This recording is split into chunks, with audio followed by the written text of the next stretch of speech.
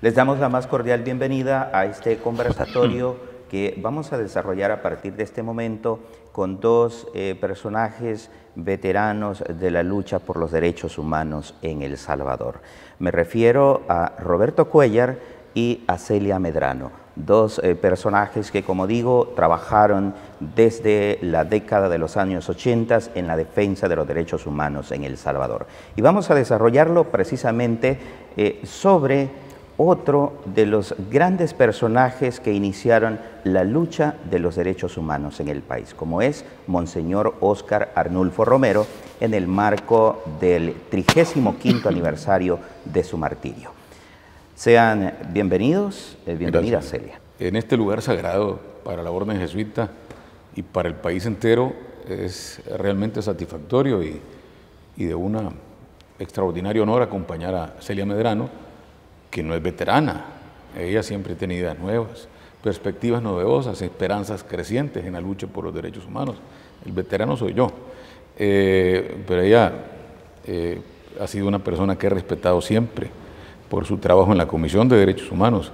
Y a usted también, Serafín, por acogernos de nuevo en este sitio sagrado para la orden jesuita y para el país, y hablar de don Óscar Arnulfo Romero y Baldames, el cuarto arzobispo de San Salvador, y su pastoral y política de derechos humanos, tan novedosa también en aquella época, hace 35 años. Empezamos entonces esta conversación ubicándonos en el momento histórico. Quisiera que nos ubicáramos en ese momento histórico en que surge el Monseñor Romero, que lo lleva hasta ese sitio de donde es reconocido, de donde se construye como un luchador, como un defensor de los derechos humanos. Hablemos de ese contexto, quizás de los años 70. Inicio con Roberto. Al arzobispo de San Salvador le cayó su nombramiento a principios de febrero del año 77 como un hierro candente.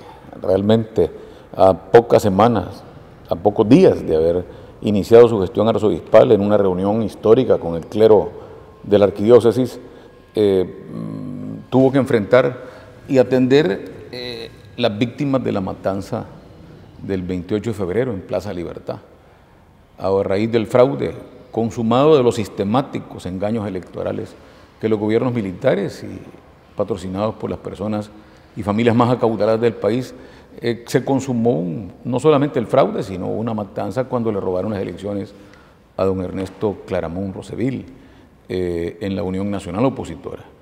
Tuvimos que acoger a varios de los perseguidos y por otro lado presentar cientos de recursos de exhibición personal, mostrarnos como representantes ante la policía, ante los jueces de policía de la época y de la Guardia Nacional. Y por supuesto, Monseñor Romero tomó postura en aquel momento, ofreció sus servicios.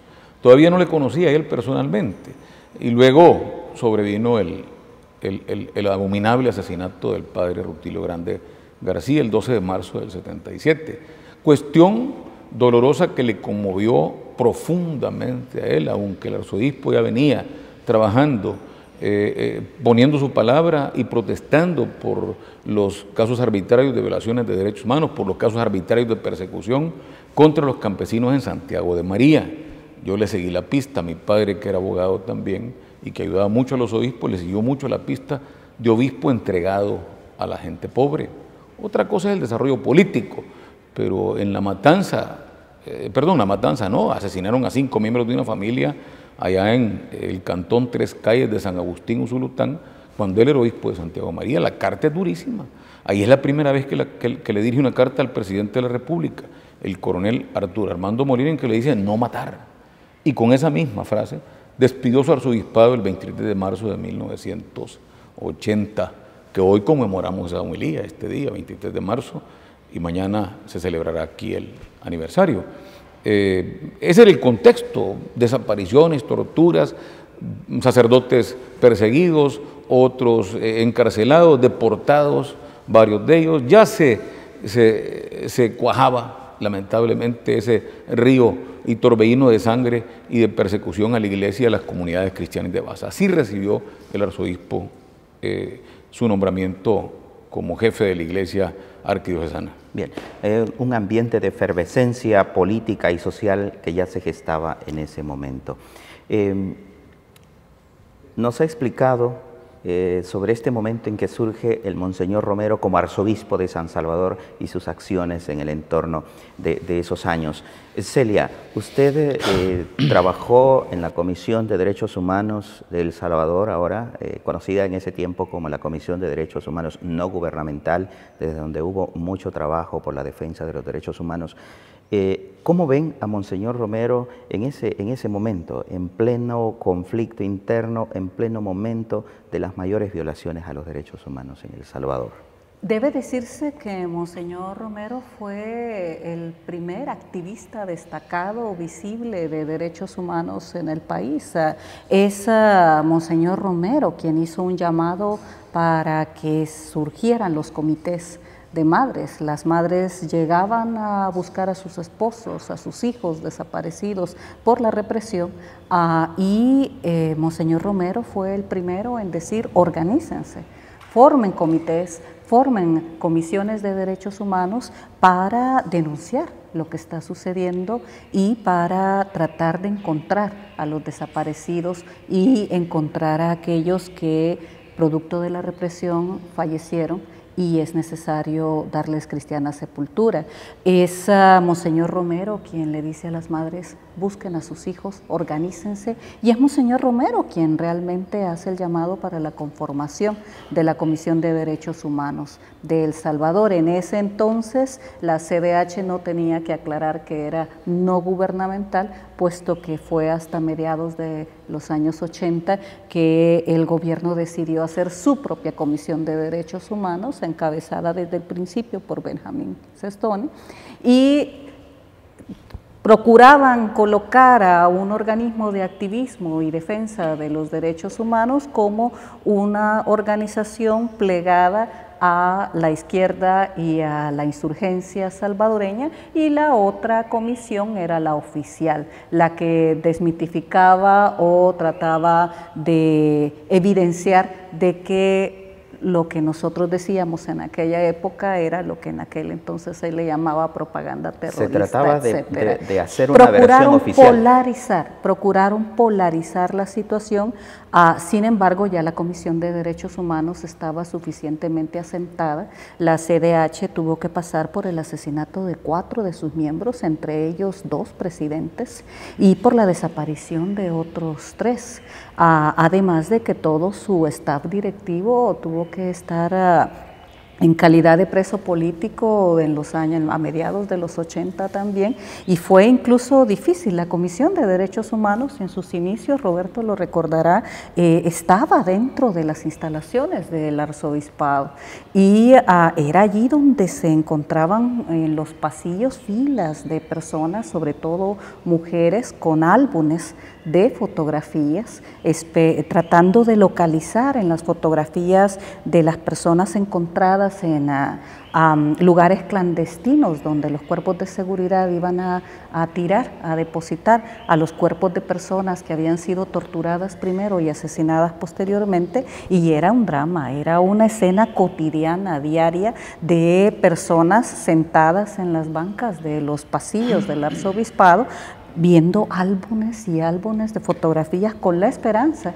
de localizar, de encontrar en esas fotografías a sus familiares. Esa era la primera labor de todo el equipo de trabajo de la Comisión de Derechos Humanos No Gubernamental. Uno de sus presidentes asesinados en el 87, Herbert Anaya, su primer trabajo fue precisamente ir a buscar en el playón si uno de los cadáveres recientemente encontrados era de Magdalena Enríquez, su compañera de trabajo, que él en ese momento estaba sustituyendo en la labor de tomar fotografías y estar tratando de ubicar y registrar la cantidad de cuerpos de fallecidos que se encontraban en esos lugares, para que sus familiares pudiesen localizarlos y poderles decir si este cuerpo estaba en tal parte, y tratar en la medida de lo posible de exhumar o rescatar las evidencias del mismo y poder enterrarlos, que era lo que siempre nuestra gente ha querido, poder terminar un ciclo de duelo enterrando a sus familiares desaparecidos. En ese contexto, Romero es fundador de la Comisión de Derechos Humanos. Posteriormente, la comisión tiene que salir al exilio. Sus oficinas estuvieron durante años en el Distrito Federal, en México, y aquí había una labor prácticamente clandestina, semiclandestina. Había todo un grupo de personas que entre periodistas sobre todo, que tomábamos fotografías, registrábamos hechos y situaciones, y parte del material quedaba para los medios de comunicación para los cuales trabajábamos, y la otra mitad se iba para fundamentar, para dar soporte a los informes. Periodistas participaron en esta Había labor una de registro. cantidad enorme de fotoperiodistas, de periodistas que registraban grabaciones, que tomábamos fotografías. Yo era parte de ese grupo, ya estamos hablando del 85, 86, y en ese marco, esas fotografías, esos materiales, había mucho periodista extranjero colaborando de esta manera también. Por eso hay fotos, por ejemplo, del Mozote, fotografías de periodistas que registraban el hecho, iban a los lugares, pero parte de ese valioso material era enviado a la Comisión de Derechos Humanos para que fundamentara y respaldara los informes que iban a todo el sistema de Naciones Unidas, el sistema interamericano de protección de derechos humanos. Precisamente por eso había también vigilancia y persecución a grupos de periodistas que el régimen asumía de que participábamos en esas labores. Roberto, usted fue fundador del Socorro Jurídico, entiendo, y en ese momento, ¿cuál es el papel que jugaban las gremiales de abogados, el mismo gremio, digamos, de los abogados en ejercicio, o las mismas organizaciones de estudiantes, de profesionales del derecho en este país? De las pocas experiencias, diríamos, cercanas a la justicia de la gente, fue el Socorro Jurídico, el bufete de auxilio legal de la Universidad de El Salvador, que estaba radicado en la Facultad de Ciencias Jurídicas, de Jurisprudencia y Ciencias Sociales. Así se denominaba la Escuela de Derecho en aquel momento, y ahí hacíamos las prácticas sociales, las prácticas para representar a gente de escasos recursos económicos. Fue una excelente idea de algunos de los rectores o decanos de la Escuela de Derecho hace mucho tiempo, y eso se cerró. Era la única forma en la cual el derecho se acercaba a la gente, ingeniado por la Universidad de El Salvador, que siempre fue un bastión no solamente de pensamiento, sino de perspectiva política diferenciada con lo que era el régimen de la época, las circunstancias de la época y la persecución de la época. La Universidad de El Salvador sufrió sin duda también asedio, acoso, amenaza e intervención al final durante 3 años por la autoridad militar, el régimen militar y la presidencia de la República, encabezada por el coronel Armando Molina. Muchos de los dirigentes universitarios, rector, vicerrector, fiscal general, secretario, algunos decanos, se exiliaron todos en Costa Rica. Todavía viven algunos de ellos allá. Tomás Guerra, Fabio Castillo estuvo exiliado allá en San José, en Costa Rica. El Socorro Jurídico nació de una idea del padre Segundo Montes. El Externado San José era una escuela acomodada de mucha gente, estudiantes acomodados, diría yo, algunos muy ricos, por cierto, que comenzaba a cambiar. En aquella época, algunos jesuitas creían que no solo había que educar para la élite, sino que había que educar para transformar el país. Se sacó un documento que se llamaba Los jesuitas piensan así sobre sus escuelas, el externado piensa así, lo cual le causó una persecución, denigración brutal de parte de los sectores más pudientes de El Salvador, acomodados y muy ricos del país. Aquello transformó el país, y dijo el padre Montes, también trabajemos con nuestros exalumnos, y provocó que el padre Montes me pidió que reuniera un grupo de abogados ya experimentados, exalumnos del colegio, de los jesuitas en El Salvador, y que pensáramos en cómo podíamos de alguna manera continuar ese servicio de la universidad, y se hizo el bufete de asistencia legal para la gente pobre por parte de los jesuitas. Rápidamente se convirtió aquello en una oficina para documentar, como comentó Celia también. Y esto fue como un llenar un vacío que existía en ese momento. Mire, pan caliente, si eran filas de personas que iban al externado San José, porque ahí los jesuitas dijeron, aquí tiene que quedársela, aquí tiene que organizarse la oficina. Que los alumnos del colegio vean que estamos comprometidos con una realidad social. Y aunque nadie se imaginaba que el derecho podía servir o tener una función social, tuvo hasta una función educativa dentro del externado San José. ¿Me explico? Ahí salieron muchos alumnos que fueron parte después de movimientos políticos, de movimientos contestatarios, algunos curas, algunos sacerdotes, etc. El externado germinó mucho en la transformación de este país y especialmente en la época de la lucha política del país. De acuerdo o no, pero todos inquietos, preocupados por la injusticia que predominaba en El Salvador. De esa manera, la oficina jurídica, el socorro jurídico cristiano primero, después convertido oficialmente a partir de mediados del 77 por el arzobispo como su socorro jurídico del arzobispado de San Salvador, durante los 3 años de arzobispado hasta que murió, hasta que el monseñor Rivera y Damas, administrador apostólico y luego arzobispo, creó la oficina de tutela legal a finales de mayo de 1982. Fue el servicio oficial de la Iglesia Católica en materia de derechos humanos. En documentación, como lo dijo Celia también, es el mismo trabajo que hacía la oficina. Documentaban todos los casos que llegaban de todas las parroquias del país, no solamente de la arquidiócesis, sino de todo el país llegaban ahí. El arzobispo no denunciaba nada del domingo que no pasara por las manos nuestras, que no pasara por el examen, por la confrontación de hechos, por la confrontación de testimonios, por la inspección en el sitio, por la asistencia parroquial de las víctimas, por otro lado. O sea, era todo un proceso de fact-finding, de certificación de hechos, de corroboración de hechos, a tal grado que en ningún momento, en ninguna homilía de las que denunció como hecho de la semana Monseñor Romero, que era parte de la realidad que le presentábamos cada fin de semana en las reuniones con él, ningún gobierno se atrevió, ni la Corte Suprema de Justicia, a contradecir lo que Monseñor Romero planteaba como hecho de la semana. Nunca jamás. ¿Perdón? Entonces nuestro trabajo era asistencia legal, asistencia jurídica para la gente pobre, acompañarlo, representar los derechos de las víctimas en un foro jurídico que no servía de nada o que servía para sus negocios y que engañaba a la gente pobre. La mayor parte de litigantes engañaban a la gente pobre en los tribunales. Era burdo, aberrante, ofensivo, vergonzoso ver cómo engañaban y cómo le sacaban la plata a la gente pobre. Luego pasó a representar víctimas también, por otro lado. Ese episodio que menciona Celia de la ley, de la aberrante, de la draconiana ley de defensa y garantía del orden público, que permitía hasta 6 meses, 3 meses primero, después lo alargaron 6 meses y lo iban prorrogando cada año, en 2 años que duró la ley de defensa y garantía del orden público. Toleraba la tortura, consentía la tortura, iban presos destrozados, lo que provocó que Monseñor Romero en mayo del 78 pronunciara aquella homilía famosa, tremenda y crítica dura contra el Poder Judicial de El Salvador en aquel momento. Entonces, ¿qué era? Asesoría, asistencia, apoyo legal, defensa legal, algunas representaciones.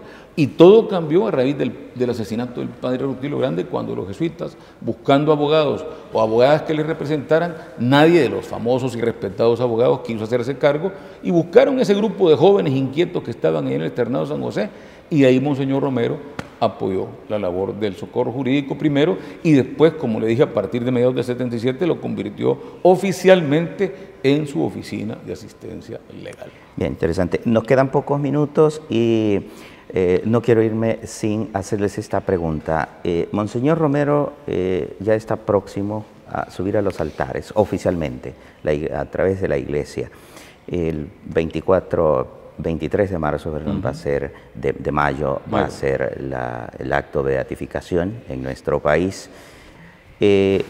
Pero hay funcionarios como el Procurador de Derechos Humanos que habla de que no hay que dejar que Monseñor Romero simplemente ascienda a los altares y termine ahí, digamos, una gravísima violación también del derecho humano a la vida, como fue el asesinato del obispo mártir. Él habla de que hay que buscar la justicia terrenal, dicen unos, la justicia legal para otros. ¿Cómo entender esto? Yo quisiera hilvanar eso con uno de los planteamientos hechos por En términos de la historia de tutela legal del arzobispado. cuando la institucionalidad se confabula en función de pretender enterrar historia que tiene que ver con la justicia, con la memoria de las víctimas y su lucha, termina generando un proceso de complicidad frente a los poderosos que siempre han buscado a que la historia no se escuche, que no se conozca o que sea banalizada. El haber pretendido cerrar tutela legal del arzobispado, el arrancarla del seno de la Iglesia, no es más que un intento que corre el riesgo y por supuesto se asume como complicidad institucional de pretender enterrar una historia que no podemos pasar desapercibida. Cualquier intento de instrumentalizar la santificación de un obispo mártir como Romero sería parte de ese esfuerzo de banalizar su sacrificio y de banalizar su martirio. Creo que es fundamental en la santificación de Romero no perder de vista, sobre todo para las futuras generaciones, la gente joven que está viviendo esta efervescencia actual alrededor de Romero, no perder de vista dos cosas fundamentales: su martirio y el contexto en el que ese martirio se dio y la vigencia de su palabra, independientemente de quienes ostenten el poder. Romero deslegitimó desde su homilía, deslegitimó a cualquiera que pretendiese utilizar el poder en beneficio propio, en abuso hacia los demás y en función de justificar, reprimir al que no piensa igual a mí y deslegitimarlo. Esos tres principios son parte de su martirio, son parte de su mensaje. Es fundamental que no perdamos de vista el contexto histórico y la razón de ser del martirio de Romero, que nos lleva al contexto y a algo que es fundamental, a no olvidar, para no repetir los errores del pasado. Roberto, ¿es fundamental buscar la justicia terrena? Hay, sin duda, dos tareas que hay que completar a partir del 23 de mayo de la beatificación para tomar una fecha referente, una fecha clave, una fecha que va a quedar en la historia de la historia permanente de El Salvador. En primer lugar, la tarea de decir la verdad sobre el caso Romero. Es irónico, es contradictorio que el único salvadoreño, centroamericano y latinoamericano que está consagrado en el calendario de derechos humanos de las Naciones Unidas a nivel mundial, y precisamente el 24 de marzo, hoy es el Día Internacional que tienen las víctimas por el derecho a la verdad, para que se nos conozcan no solamente las causas, los hechos, sino los perpetradores y qué hizo la justicia en su caso para eliminar y erradicar la impunidad, no se consume en el caso Romero. Creo que un deber del Estado, el Estado ha hecho mucho, el gobierno ha hecho mucho por hacer monumentos, por hacer calles, por hacer puentes, por hacer decretos, etcétera, pero hace falta cumplir con un deber de conciencia de la nación entera, decir la verdad. Nadie va a ir a la cárcel ahora ya en esto, pero creo que las generaciones, como bien plantea Celia, serían mucho más conscientes y educadas si conocieran no solamente lo que dice la Comisión Interamericana de Derechos Humanos, que examinó el caso hasta el 20 de marzo del año 2000, el caso 11485, ni tampoco la Comisión de la Verdad, que dijo su posición y planteó, que me parece dos informes importantes a tener en cuenta. Hace falta que este país, que tiene su gran testigo, héroe y referente mundial del derecho a la verdad, digan la verdad en El Salvador también, me explico. Es irónico. Entonces, esa tarea tiene que completarla el Estado y la nación salvadoreña. El pueblo ya hizo su trabajo, lo proclamó y lo consideró santo casi desde el mismo día de su muerte. A 5 horas, cuando estábamos en el hospital, la Policlínica Salvadoreña, salí yo a descansar un momento de aquella tensión ante el cuerpo de Monseñor, preparando para la autopsia. Y cuando salí en aquella noche tértrica, que en la 25 Avenida Norte no había nadie, había un grupito de personas cerca en el jardín de la Policlínica, pordioseros y mendigos. Doctorcito, creían que era doctor, médico, mataron al santo, es cierto. Miren lo que me dijo a las 4 o 5 horas un mendigo, mataron al santo, doctorcito. Y una señora me agarra la mano y se levantó, déjeme tocar al santo, deme chance de tocar al santo. Ya era reconocido como tal en ese momento. A las 5 horas, los mendigos de Tutunichapa, los pordioseros, estoy seguro. Las autoridades de la iglesia en ese momento, estaba cerrado completamente el hospital, dijeron, escoja 5, Beto. Me dijo el gran confidente y el gran asesor de Monseñor Romero, don Ricardo Urioste Bustamante. Él fue la mano derecha e izquierda de Monseñor Romero en todo su obispado, acompañado por Rafael Urrutia, por Rafael Moreno, por Mariano Brito, de vez en cuando por Chu Delgado, Goyo Rosa, pero realmente él fue que me escoja unos cuantos. Entraron y lo tocaron y aquello fue una alegría entre el grupo aquel. Lo proclamaron santo y el pueblo salvadoreño, aquí, allá, dentro y fuera, Celia es testigo, ahí en Estados Unidos, lo han proclamado santo. Hace falta que la nación le cumpla en el derecho que tanto hemos sido exigentes en todos. Y él fue exigente, así, derecho a la verdad. Y en segundo lugar, una tarea de la iglesia, ya que lo menciona Celia. Y la tarea de la iglesia quiere decir sacralizar de a de veras. Es decir, hacerlo santo. Este pueblo necesita ilusiones. Este pueblo necesita referentes. Este pueblo necesita reactivar la espiritualidad de nosotros. Hay mucho tormento y mucha muerte acá. Yo creo que es hora ya que así como tiene su ritual este lugar sagrado, en que los jesuitas han logrado hacer hasta peregrinaciones acá, que se comiencen a preparar la iglesia para asumir completamente la beatificación y santidad de Romero. Mi pregunta, ¿es santo Monseñor Romero o es beato Monseñor Romero para Santana y su diócesis? No sé, yo nunca he escuchado pronunciamientos de los obispos de la zona. Ya es santo también para San Miguel y beato, para el pueblo sí, pero la iglesia tiene que aceptar, apropiarse y desplegar un proceso responsable de que el arzobispo Romero sea realmente el beato y santo de este pueblo. Hace mucha falta dentro de la Iglesia Católica hacerlo. Y conscientes de que hay que hacer un trabajo fuerte en el currículo escolar para que ese héroe, así como los héroes, los que dicen que son héroes de la Fuerza Armada y que fueron de la Fuerza Armada, estén incluidos en el currículum. Esta historia es nueva, esta historia es diferente, esta historia es la correcta que hay que estudiar de aquí en adelante en El Salvador. Hay un trabajo todavía para la iglesia institucional en El Salvador. En los pocos minutos que nos quedan, solo plantear, institucionalmente no puede banalizarse la figura de Monseñor Romero a través de su santificación. Su santificación debe de ser en su contexto histórico y privilegiar en el diálogo de la Iglesia su rol actual. En un país que está viviendo el mismo drama humano en materia de desaparecidos, muertes violentas, la Iglesia tiene un rol que jugar, que la llama a la luz del martirio de Romero a ser profética, a jugar un papel fundamental en los procesos de pacificación, diálogo y de paz que todavía están pendientes en este país. Bien, gracias Celia, gracias Roberto por habernos acompañado en este conversatorio. Gracias Serafín. Gracias a ustedes, Serafín, muchas gracias.